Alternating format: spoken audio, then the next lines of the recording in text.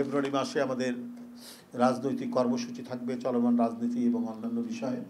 আমরা সেই কর্মসূচি 10 দিনের মধ্যে আমরা 64টি জেলা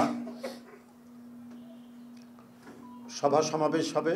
সেখানে দলের জাতীয় স্থায়ী কমিটির সদস্য থেকে শুরু করে জ্যেষ্ঠ নেতৃবৃন্দ তারা এই সভা সমাবেশে অতিথি হিসেবে উপস্থিত থাকবেন।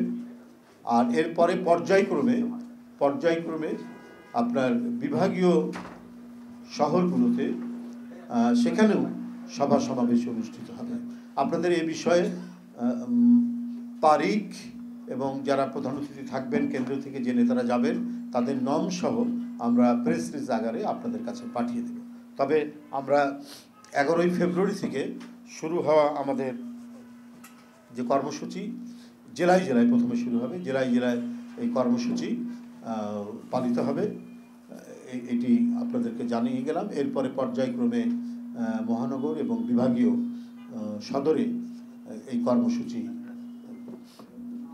অনুষ্ঠিত হবে এবং রমজানের আগেই আমরা আশা করছি আমাদের এই কর্মসূচি সমাপ্ত হবে।